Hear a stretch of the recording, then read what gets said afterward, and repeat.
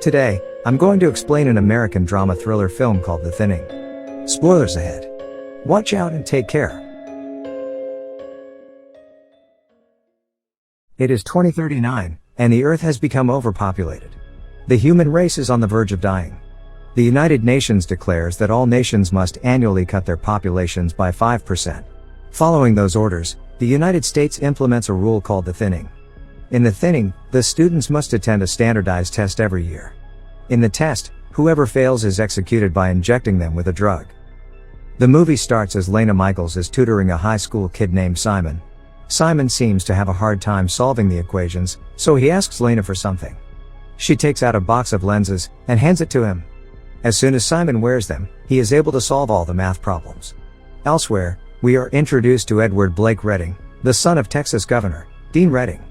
He sneaks out of his house at night and meets his girlfriend, Ellie Harper, in his car. Blake starts talking about the test they have the next day. Ellie is very nervous about it, but Blake assures her that she will pass. Just then, Blake's father's guard finds them and brings Blake back to Dean's office. Dean is disappointed in Blake for sneaking out the night before such an important test. He thinks that Ellie is a distraction for Blake. The following day, it is the day of the test. Many students lined up outside the school. They have to go through an intense security check before entering. Blake asks Lena for one of her study lenses, but she is out of them. Lena and her friend, Kellen Woods, stand in the line to get inside. One of the students had cheats written in his arms. When he is caught, he tries to run away. The guards capture him. No one has ever been able to escape the exams or cheat on it. Inside the school, Blake and Ellie hug for the last time, before entering the exam hall, and soon, the exam starts. They have 2 hours to complete the test. Everyone starts solving the problems on their tablets. Lena solves all of them without any problem and is the first to complete it. Her friend, Kellen, seems to be struggling. When the exam is over, they immediately get the results. The teacher in the class is calling several names who failed the exam. Students are anxious, hoping this will be over soon. Those who fail are taken by the guards. They cry, resist the guards, and some even try to run away. The guard would beat up those students who resist. Luckily, Lena, Kellen, and Blake pass. However, at the last moment, Blake's girlfriend, Ellie, is called by the teacher, so the guards take her away. He quickly calls his father and asks him to help Ellie. However, his father doesn't agree, saying that the law is the same for everyone. Frustrated, he runs to save her himself. He attacks the guards and asks Ellie to run away, but to no avail. No one would be able to escape. Blake keeps trying to help Ellie, but there is nothing else he could do. It is now a year later, and 24 hours before the thinning test starts. It is Lena's little sister Corinne's very first thinning test. The doorbell rings. It is Lena's teacher, Ms. Birch, who has been taking care of Lena and Corinne like her own children since their mother's death. She tries to calm Lena down, because tomorrow is Corinne's first test and Lena worries about her sister, but she assures them that everything will be fine. Meanwhile, Blake records a video in his room. He intends to write all wrong answers in the test to teach his father a lesson.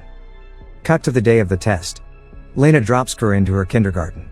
In Corinne's class, they are presented with a video animation showing the current state of the Earth, so all nations must annually cut their populations by 5%.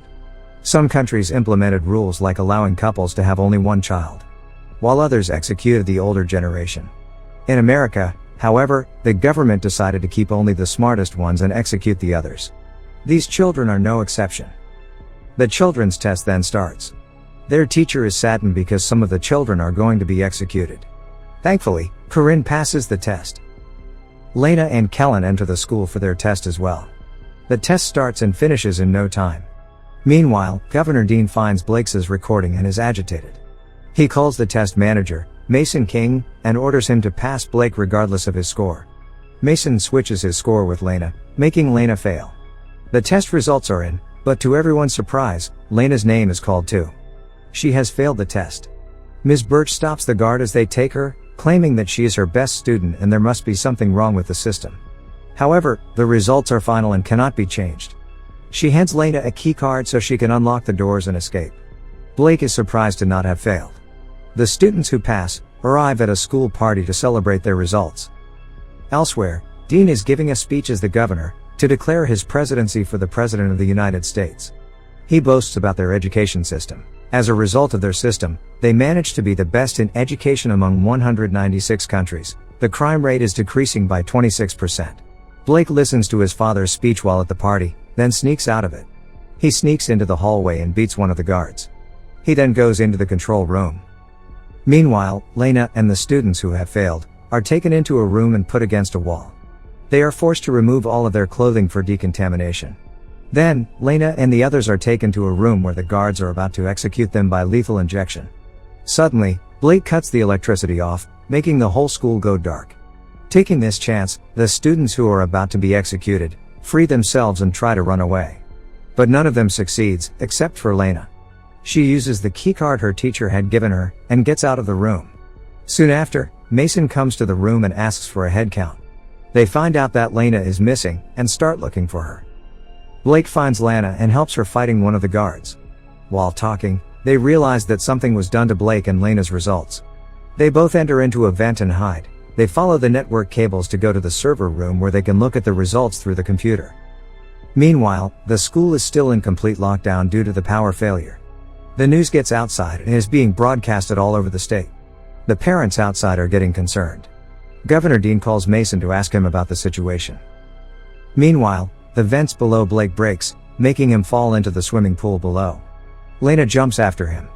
She brings him out of the water, but he is not breathing. Lena gives him CPR and somehow manages to save him. Blake and Lena change to some clothes they find in the pool's lockers. They then continue to go through the vents and reach the server room, but a guard stands in front of the door. Moreover, Lena's keycard falls down the vent in front of the guard. He doesn't notice the card, but now she has to get it back somehow. Her plan is to go to the science lab and join a string with a magnet to fish the key through the vent, so they head down to the lab to retrieve the equipment needed. However, in the lab, they make a slight noise causing the guard to approach the lab. They quickly try to escape. Lena manages to get back to the vents, but Blake is stuck hiding in the lab. Lena moves through it to fish the keys. She successfully manages to get it up halfway, when suddenly, a guard catches it.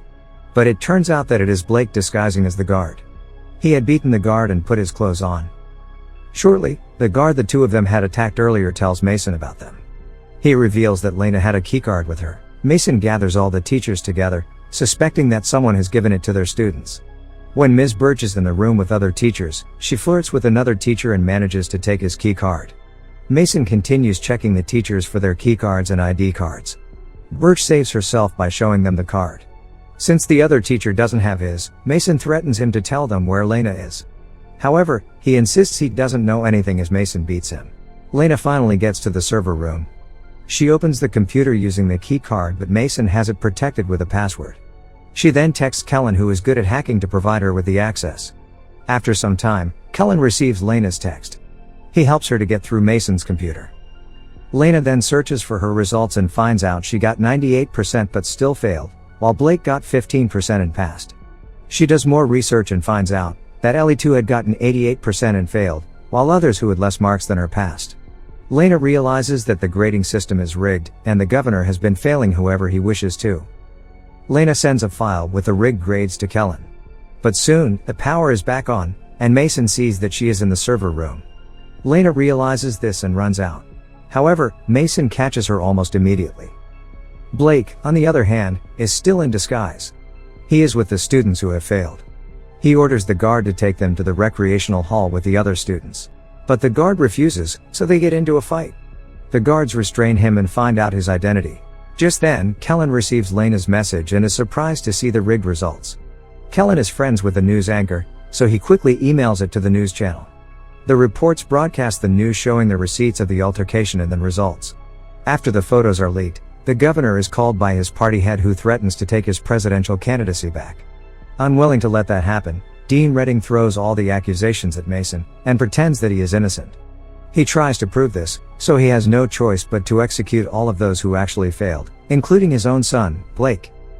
At the school, Mason and the guards take Lena to the thinning room to execute her and the others. Blake is there too.